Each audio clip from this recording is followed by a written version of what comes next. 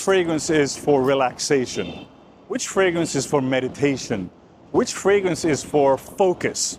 Guys, it's all about conditioning.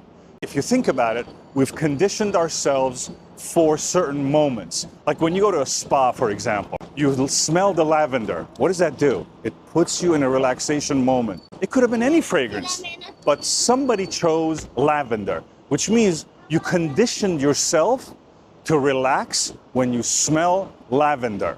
It's called conditioning. Any fragrance will do it. For example, let's say you've been to church. You always smell the incense at church. That conditioning has made you feel calm, spiritual. So we have the Palo Santo, for example. Very incensey, very ashy. It's got resin in it. It's meant to make you feel a certain way.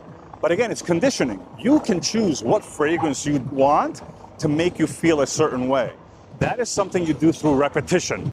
So inside of our home, there's like moments we want to control. And we want to know that there are 3 or 4 moments that we want to feel a certain way. So what do? You say, let's say, when I come home, I want to feel a certain way. You pick a fragrance. And with that fragrance, what you end up doing is you keep repeating, lighting that particular fragrance every time you come in. You do your process of lighting the candle, wearing a certain clothes, dimming the lights, opening the book, relaxing. You keep doing this repetition, and that fragrance begins to make you feel the way you expect to feel. So what's the point in all this?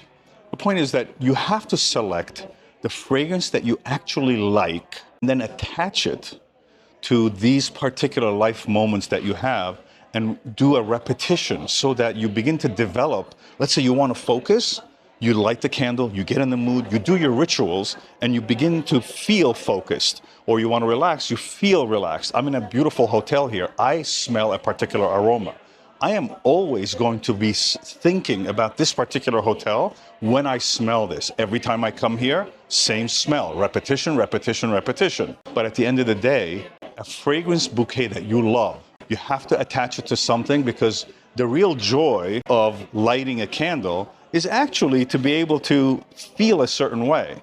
You know, we have citrusy summer fragrances. We have, for example, very musky champagne, rose, and so forth, complex, woody, bourbon, and with all these other fragrance compositions that we have. For example, the Monte Cristo. It's got cognac, tobacco, vanilla, rich fragrances. What does that make you feel like? That's almost like it's asking for a dark moment where the lights are dim. You're maybe playing pool with someone, or playing poker with someone, or you're just sitting and having a nice, beautiful cigar somewhere, or you're with your buddies having a discussion. It's a moment that you create with rituals so that you create that feeling.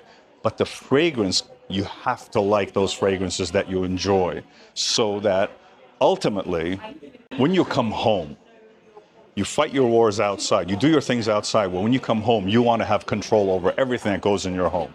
So I think fragrance selection is something that you pick, you repeat, and that's how you develop a pattern of igniting an emotion.